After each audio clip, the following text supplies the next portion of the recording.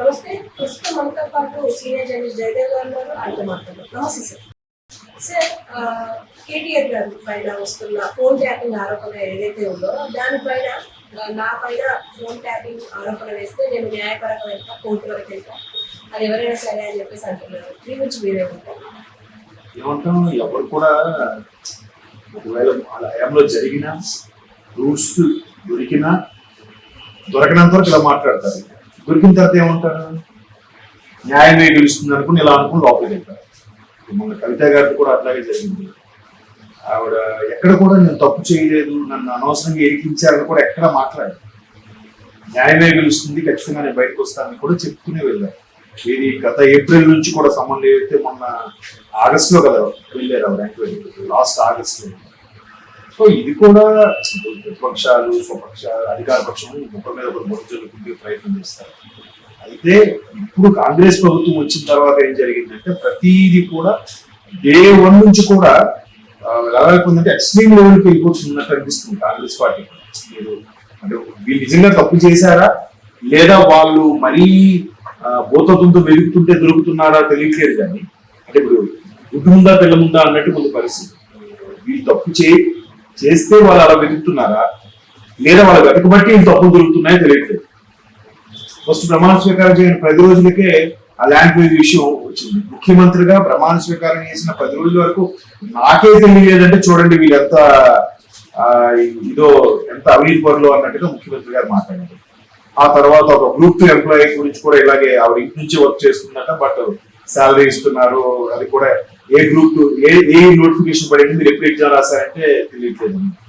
ఆ తర్వాత HMDA స్కామ్లు, ఒకదాని తర్వాత ఒకటి అంటే ఎక్స్ట్రాగా ల్యాండ్ కబ్జా చేయడాలు, ప్రభుత్వ స్థలాలు ఆక్రమించి కట్టడాలు, ఒకదాని తర్వాత ఒకటి ఇలాగ బయటకు వస్తుంటే ఇంకేమనుకోవాలి. ఇప్పుడు లెక్కర్ స్కామ్ ఉంది. లెక్కర్ స్కామ్ ఎక్కడిది? ఢిల్లీ. అది ఒకవేళ హైదరాబాద్ అయింటే మళ్ళీ రేవంత్ రెడ్డి గారు ఇరికించారో అనుంది ఎవరైనా, మేబీ రేవంత్ రెడ్డి గారు లెసెన్స్ కాంగ్రెస్ పార్టీ అని. ఇప్పుడు లెక్కర్ స్కామ్ అని అంటున్నారు కాబట్టి బీజేపీ మీద తోసేస్తున్నారు. ఢిల్లీ పోలీస్ కూడా అవ్వచ్చు కదా, లేదా ఢిల్లీలో ఎవరైనా ఉన్న వాళ్ళు అక్కడ బాగా ఇబ్బంది పడి వాళ్ళు ఎవరైనా లేఖ రాసి ఉండొచ్చు కదా. అది జరిగింది. ఆ తర్వాత ఇప్పుడు ఫోన్ ట్యాపింగ్ మాత్రం చాలా సీరియస్ గా మారే అవకాశం ఎందుకు కనిపిస్తుందంటే, ఇప్పుడు ఎలా చెప్పాలి, ఒక సినిమాలో బ్రహ్మానందం, సినిమా పేరు గుర్తులేదు, బ్రహ్మానందం శ్రీలక్ష్మి మంచి విప్పే మంచి కాంబినేషన్ సినిమా. అందులో ఏంటంటే ఆమె ఒక స్వామీజీని కలుస్తారు. కలిసిన తర్వాత స్వామి నాకు ఒక వరం కావాలి, ఏంటది, ఎదుటి వాళ్ళ మనసులో నా గురించి ఏమనుకుంటున్నారో నాకు తెలిసిపోవాలని కోరుకుంటే ఎట్లాగా అది చాలా కష్టమైన కోరిక, అదే క్లిష్టమైన కోరిక అయినా అదే ఇబ్బంది పడతావు అనుకుంటాను స్వామి. లేదు స్వామి నాకు తెలియాలి అసలు. ఇంకా అది తెలుసుకున్న వరం వచ్చినప్పటి నుంచి ప్రతి సమస్య ఫ్రెండ్ ఎదురవుతాడు, వాడు ఈవినింగ్ అయితే సార్ మందుపాటి పిలుస్తాడు అని మనసులో అది వినబడుతుంది. తర్వాత ఇంటికి వెళ్ళేసరికి తయారయ్యాడు సార్, ఇంకా టైంకి వచ్చేస్తాడు, ఏ సీరియల్ చూడనివాడు, టీవీ చూడనివాడు, అలా తర్వాత బాబు నాన్న అనుకుని వస్తాడు. వీడికి ఆ సీన్ చెప్పలేదు, వీడికి పుట్టలేదని తెలిస్తే ఏమైపోతాడో అలాంటి తెలిస్తే ఇంకా అలాగా ఫోన్ ట్యాపింగ్ ద్వారా ఎదుటి వాళ్ళు ఏం మాట్లాడుకుంటున్నారు, ప్రత్యర్థులు ఏం మాట్లాడుకుంటున్నారు, ప్రత్యర్థులు ప్లాన్స్ ఏంటి, ఇలాంటి వరకు ఓకే. అలాంటివి తెలిసిన తర్వాత స్వపక్షంలో కూడా ఏం మాట్లాడుకున్నా తెలుసుకోవాలనుకున్నారు అనుకోండి, ఎవడుంటాడు ఎవడుండడు, ఎవరిని నమ్మాలి ఎవరు నమ్మకూడదు, ఎవడు ఎప్పుడు వెళ్ళిపోటు పోడుస్తాడో కూడా తెలియదు. ఆ కన్ఫ్యూజన్ వచ్చేసా కదా. ఆ కన్ఫ్యూజన్ లేదే, ఆ కన్ఫ్యూజన్ తోనే, ఆ డౌట్ఫుల్ రైజ్ అయిన డౌట్ తోనే చాలా మంది కూడా పార్టీ వీడుతున్నారు అనేది ఒక వాస్తవం. చాలా మంది విశ్లేషకులు చెప్పే అభిప్రాయం, నా అభిప్రాయం కాదు. వరుస పెట్టి ఇప్పుడు నిజమే నెల్లముంటే చేయమని చెప్తే ఏ గవర్నమెంట్ వస్తే గవర్నమెంట్ వెళ్తుంటారు కామంగా, మరి పట్టుమని మీరు 3 నెలలు కూడా అవ్వకుండానే వలసలు క్యూ కడుతుంటే ఏమనుకోవాలమ్మా. సో అలాగా జరుగుతుంది. సో ఈ ఫోన్ ట్యాపింగ్ వల్లే ప్రత్యర్థులు కానీ స్వపక్షంలో కానీ ఏం మాట్లాడుకుంటున్నారు అనేది తెలుసుకుంటాం. ఇంకొక పెద్ద బ్లండర్ మిస్టేక్ కాదు, అంటే మేజర్ థింగ్ అని చెప్పాలి, బ్లండర్ మిస్టేక్ అనొచ్చు అనుకుంటాం. రేవంత్ రెడ్డి గారు కూడా ఓటుకు నోటు వ్యవహారం ఉంది కదా. సో అది కూడా ఆయన పలానా టైంకి పలానా దగ్గరికి వెళ్ళి ఆ వ్యక్తితో మాట్లాడతాడు, ఎంత అమౌంట్ ఇస్తాడు, లేదంటే దానికి అరెస్ట్ చేయిద్దాడు, మీకు ఎలా తెలిసింది?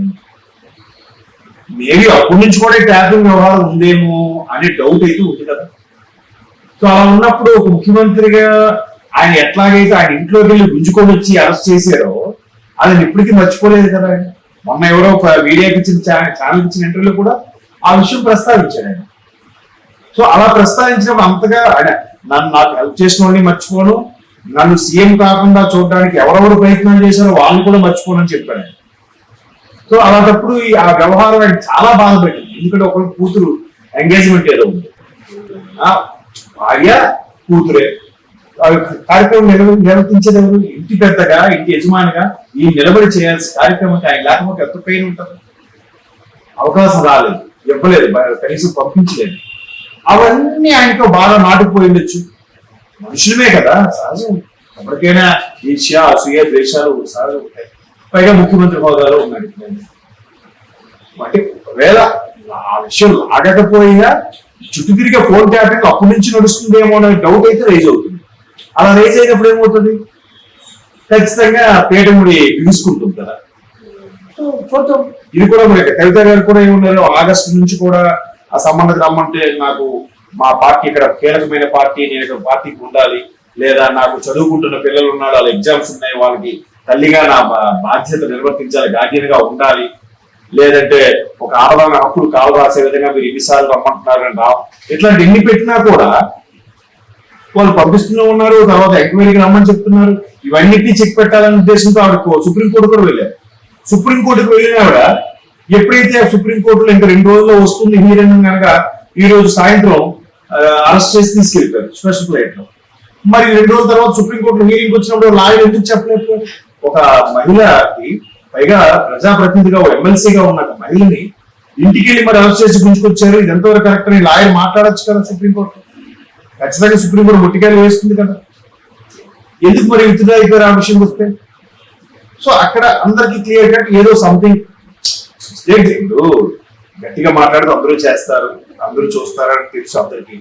పిల్లి వేసాం, ఆయన ఇప్పుడు వచ్చి ఇప్పుడు అరెస్ట్ చేస్తున్నారు. ఆవిడ పేరు ప్రియా సంథింగ్ ఆఫీసర్. ఆవిడ ఎట్లా అరెస్ట్ చేసి తీసుకెళ్లిపోయారని చెప్తే ఈ హీరింగ్ వెళ్ళినప్పుడు ఆవిడ ఏం మాట్లాడాలంటే ఏదో మంచి ప్రూఫ్ దొరుకుంటారు కదా, దొరకకపోతే వీళ్ళు విత్డ్రా అవ్వరు కదా. సో ఇప్పుడు కూడా ఈ ట్యాపింగ్ మీద ఇంటి పరువు నష్టం దావా వేస్తున్నారంటే ఇప్పుడు పార్టీకి అనుకుని ఉండొచ్చు, ఈయన కాకపోయి ఉండొచ్చు కూడా కదా. ఒక వెర్షన్ లో ఈయన కాకపోయి ఉండొచ్చు, కాకపోతే లేకపోతే ఆ పార్టీకి చెందిన వ్యక్తులు ఇంకెవరో మంత్రులు ఆదేశిస్తే చేశారు, అప్పుడు వాళ్ళకి చుట్టుకుంటారు. మరోవైపు కవిత గారి అరెస్ట్ తర్వాత ఫోన్ ట్యాపింగ్ వ్యవహారంలో వాళ్ళ కవిత గారి అరెస్ట్ వివరంలో కొంచెం బిజీగా ఉన్న నేపథ్యంలో బీఆర్ఎస్ పార్టీ మీద ఎన్ని బాణాలు వేస్తున్నా ఎవరు డిఫెన్స్ ఆడేవాళ్ళు కూడా లేరు, ఎవరు మాట్లాడలేదు. ఎందుకు మాట్లాడలేదంటే ఎవరు మాట్లాడితే ఎవరి మీద కేసు వస్తుందో అనే భయంతో అందరూ బిక్కుబిక్కుమంటూ ఉన్నారు అని కూడా కొన్ని వార్తలు మనం చూసాం. మళ్ళీ కేటీఆర్ గారు, హరీష్ రావు గారు మాట్లాడాల్సి వస్తుంది, లేదా అధినేత ఎలాగో కేసీఆర్ గారు మాట్లాడాల్సి వస్తుంది. మిగతా వాళ్ళు ఎవరు ఎందుకు మాట్లాడలేదు? పార్టీ కంటే కనీసం 10 ఏళ్ళుగా పదవి అనుభవించిన వాళ్ళు కానీ, 10 ఏళ్ళుగా అధికారం అనుభవించిన వాళ్ళు కానీ కనీసం కేసీఆర్ గారితో విశ్వాసమైన మాట్లాడాలి కదా. ఎవరు మాట్లాడలేదు. ఎందుకు మాట్లాడలేదు? చూడండి రాజకీయం ఎలా ఉంటాం. కేసీఆర్ గారు మా తెలంగాణ దేవుడు, తెలంగాణ జాతిపిత అన్ని మాట్లాడి ఈ నోరులే, కనీసం ఆయన మీద ఆయన కుటుంబ సభ్యుల మీద అటాక్ అవుతుంటే ఒక్కరు నిలబడి మాట్లాడలేదు. ఎందుకు మాట్లాడలేదు? నిజంగా తప్పు చేశారో ఒప్పు చేశారో తెలియదు, అట్లీస్ట్ డిఫెన్స్ అలా కూడా మాట్లాడలేదు. అంటే ఎక్కడ వాళ్ళ పేరు చుట్టుకుంటుందో భయంతో ఉన్నారేమో నాకు అనిపిస్తుంది. ఈ ఫోన్ ట్యాపింగ్ వ్యవహారం ఇంకా లాగుతున్నారు ఒక్కొక్కటిగా, ఇంకెన్ని బయటకు వస్తాయో. ఆ తర్వాత వరంగల్లో కూడా ఒక ఆయన షాపింగ్ కాంప్లెక్స్ కి 5 ఏళ్ళు కదా 10 ఏళ్ళకు కరెంట్ బిల్లే కట్టట్లేదు ఆయన, ఎవరో ప్రజాప్రతికి సంబంధించిందని. ఇట్లాంటి ఎన్నో వ్యవహారాలు బీఆర్ఎస్ సహాయంలో ఒక్కొక్కటిగా బయటికి లాగుతున్నారు. సో అందులో మేజర్ పాయింట్ ఇప్పుడు ఫోన్ ట్యాపింగ్ అంశం అయిపోయింది. ఈ నిజంగా తప్పు చేయకపోతే కేసు వేయచ్చు, నన్ను ఇలా అంటున్నాడు పరువు నష్టం దావా కూడా వేయచ్చు. చూద్దాం మళ్ళీ ఈయనే కేసు వేస్తారు, అసలు విషయం బయటకు వచ్చాక ఆయన ఏం రాకపోతారు. ఏదైనా గెలవచ్చు కదా రాజకీయాలు, చెప్పలేం. లేదా దీని తప్పు చేయకుండా ఇంకెవరైనా మినిస్టర్ చెప్పారు అనుకో నా హయాంలో, అప్పుడు ఈ సేఫ్ జోన్ ఉన్నట్టే కదా. Okay sir, thank you.